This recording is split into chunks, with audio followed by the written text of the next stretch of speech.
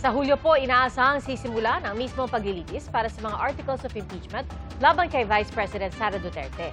At nagsasagawa na po ng mock trial ang House Prosecution Panel bilang paghahanda para sa paglilitis. Saksi, si Sandra Aguinaldo. Todo na ang paghahanda ng House Prosecution Panel para sa paparating na impeachment trial ni Vice President Sara Duterte. Nagkaroon daw sila ng mock trial bilang pagsasanay para sa tunay na paglilitis. It is important that we are doing also the mock trial to give us a feel of how it is to do the direct examination and the cross-examination. Actually, kami-kami lang yan. The 11 prosecutors with some private lawyers. So it's just us asking each other about possible questions which can be raised. 4 ang articles of impeachment, ang mali umanong paggamit ng confidential funds, pagbabanta sa Pangulo, bribery, at hindi maipaliwanag na yaman. Basta, ang importante, ang gusto namin, yung first salvo, establish agad. I think we will just do it on a per article basis, no? So we will start with threats and then unexplained wealth, confidential funds misuse, and then bribery. On whichever ground, we have high confidence naman po that talaga makukumbinsi po natin yung po mga senator judges to convict the Vice President.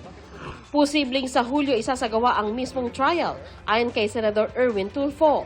Sa June 1 kasi inaasahang magtatapos ang 10 araw na ibinigay sa Vice Presidente para tumugon matapos siyang padalhan ng summons at kopya ng articles of impeachment.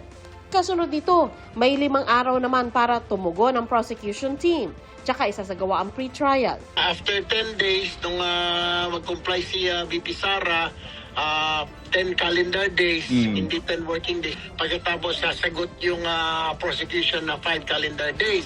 After that, yun na yung mga pre-trial, yung mga marking of pieces of evidence. So, we're looking at around talaga ng mga July 6.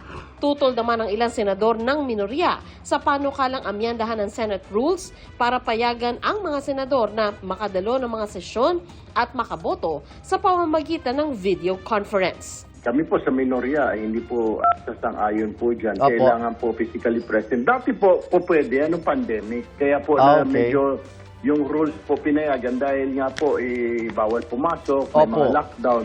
Ngayon po, everything is okay naman po. Kailangan po siguro ng presence sa Senado. Malino yung utos ng Senado.